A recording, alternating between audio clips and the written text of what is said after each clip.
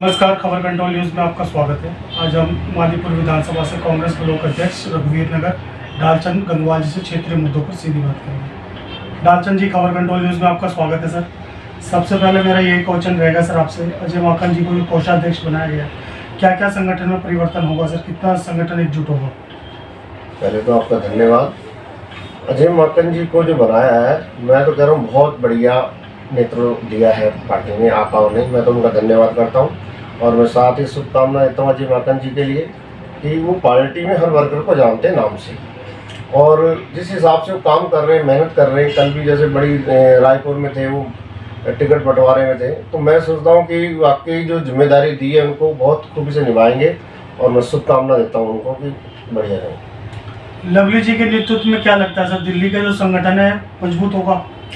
बिल्कुल, निश्चित तौर पे लवली जी आए हैं, बहुत बड़ा फर्क होने जा रहा है दिल्ली के अंदर। लवली जी ने पिछले कई सालों से सरकार में रहे हैं, उनको पूरा तजर्बा है।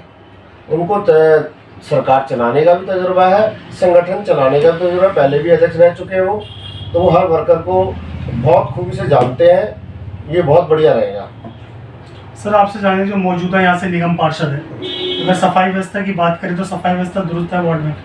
नहीं, सफाई वाला काम तो नहीं है। हमारे जो पहले निगम पार्षद थे कांग्रेस के, तो उसके मुकाबले कहीं भी नहीं है। देखो, कूड़े का ढेर लगा पड़ा यहाँ पर, उठाता ही नहीं है। वो कहते हैं झाड़ू वाले नहीं उठाने दे रही है। इनकी आपस की लड़ाई में पब्लिक परेशान हो रही है।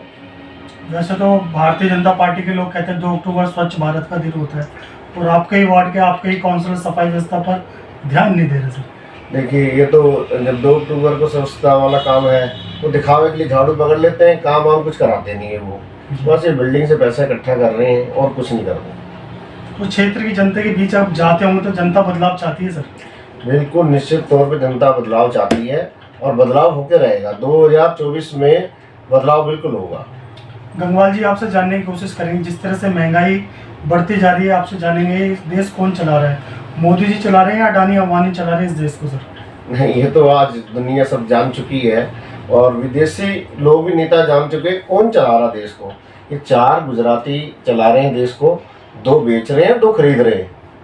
तो सर आम आदमी कहाँ जाएगी सर, पिसती जा रही है आम आदमी। तो आम आदमी की बात करो तो कल ही की बात है, 200 रुपये कमर्शियल सिलेंडर में फिर बढ़ा दिया है। 200 उधर कम किया था उन्होंने, 200 इधर बढ़ा दिया। निश्चित तौर पे ये जो फायदा है 2 गुजरातियों को दिया जा रहा है और जनता को उनसे कोई लेना देना नहीं है। सर, ये बताइए कि चुनाव से ठीक पहले ही 1103 का सिलेंडर 903 का कर दिया ना सर? 203 का ही है? नहीं सर, वो 200 रुपये जो कम किए हैं वो कमर्शियल पे बढ़ा दिए उन्होंने कल। वो 200 रुपये महंगा हो गया। अब जब 200 रुपये सिलेंडर कमर्शियल महंगा है, जो रेडी पटरी वाले अपना सामान बना के बेचते हैं, जो मोदी जी कहते हैं पकोड़े और चाय का ठेला लगा लो, तो वो कहाँ से लगा पाएंगे वो? तो एक तरफ सरकार घटा देती है, दूसरी तरफ बढ़ा देती है, तो ये चाहे कान इस तरफ से पकड़े या उस तरफ से पकड़े, जनता पिसती जा रही सर। इनको अब कुछ समझ नहीं आ रहा है। इलेक्शन सर पे है, ये कोई ना कोई बवंडर रचेंगे। ये कम करने का कोई नाम नहीं है। इन्होंने कम करना था नहीं, खाली एक इलेक्शन के लिए इन्होंने कम करना था और इधर कम करके उधर बढ़ा दिया। ये ऐसे ही हर चीज़ में करेंगे अभी। हर बार सर हिंदू मुस्लिम का कार्ड खेलते हैं, तो इस बार 24 में क्या लगता है कि पुनः हिंदू मुस्लिम का कार्ड खेलेंगे? ये निश्चित तौर पे बिल्कुल हिंदू मुसलमान का कार्ड बिल्कुल खेलेंगे। शायद हो सकता है पाकिस्तान के नाम लेके और ना इलेक्शन का काम खराब करा देंगे। और मैं तो कह रहा हूँ कि ये अगर हिंदू का छोड़ देना तो बीजेपी वालों को कोई जानेगा नहीं, कोई वोट नहीं देगा इनको। खाली हिंदू के नाम पे जीत रहे हैं और कुछ नहीं है, काम के नाम पे जीरो है। वही ईवीएम मशीन की बात कर ले तो उसमें भी बहुत घोटाला देखने को मिल रहा है सर। इसको लेके आप विरोध करेंगे? जहाँ अमेरिका ने ईवीएम मशीन पे विरोध किया है सर, बैलेट पेपर पे आप चुनाव होते हैं वहाँ पे, तो हिंदुस्तान में क्यों नहीं हो सकता सर? नहीं, बिल्कुल आप सही कह रहे हो ये बात कि इसमें घपला तो होता ही है, पर जब ये लोकसभा का होता है तब ज़्यादा घपला होता है। वैसे छोटे इलेक्शन में ये करते नहीं है। मोदी चाहता है कि मेरे छोटे वर्कर या एमएलए वगैरह जीते ना जीते उनको कोई फर्क नहीं पड़ता। ये अपने जब इनका जब लोकसभा का इलेक्शन होता है तब उसमें करते गड़बड़ करते हैं। इस बार 24 का लोकसभा का चुनाव है सर, तो आप लोग किस तरह जागरूक रहेंगे, जनता को किस तरह जागरूक करेंगे? देखिए, हम तो पहले भी कर रहे हैं, जनता भी समझदार हो गई है। बहकावे में जरूर आगे थे जनता में, और दिल्ली में खासतौर तो खैर केजरीवाल की देन है। ये बीजेपी वाले कहीं नहीं हमारे आगे टिकते। और जब केजरीवाल जब थोड़ा डाउन हो जाएगा तो कांग्रेस बिल्कुल अप होके आएगी। अब ईवीएम मशीन को लेकर सर आप आने वाले समय में उच्च न्यायालय में जाके शिकायत करोगे आप इन चीज़ों को लेकर? देखिए, हमारे बड़े नेता कई बार जा चुके हैं, तो आप जिसकी सरकार होती है, जिसके हाथ में डंडा होता है, चलती उसी की है। कहीं ना कहीं फिर से ईवीएम मशीन से ही चुनाव होगा सर? ईवीएम अगर मशीन हुआ से तो नुकसान है सर? देखो, नुकसान तो कर सकते हैं वो, अगर उनको दिख रहा है कि हम हार रहे हैं तो नुकसान निश्चित तौर पे करने की कोशिश करेंगे, पर हम जागरूक तो है, जागरूक रहेंगे।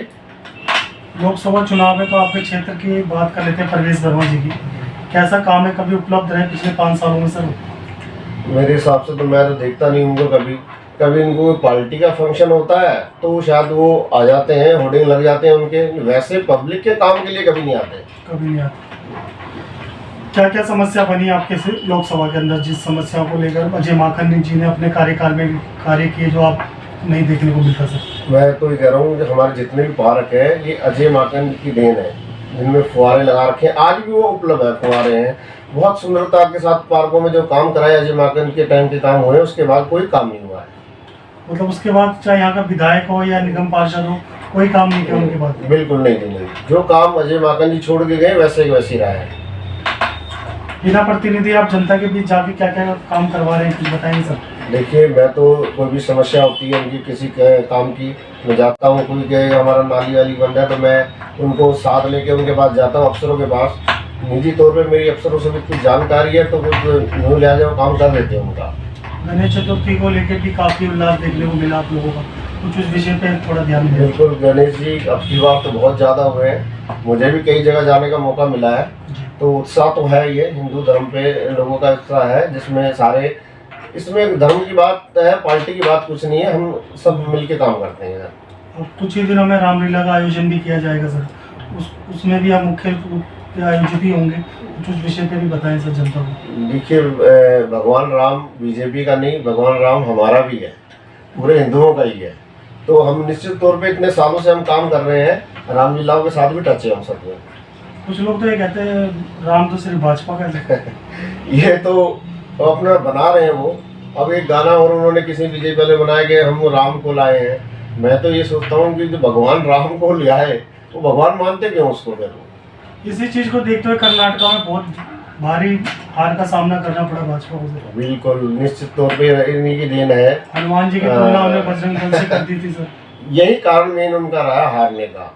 ये हिंदुत्व, ये हमारे यहाँ लोग थोड़े से समझ जाएंगे ना तो ये निश्चित तौर पे भाग जाएंगे बीजेपी वाले।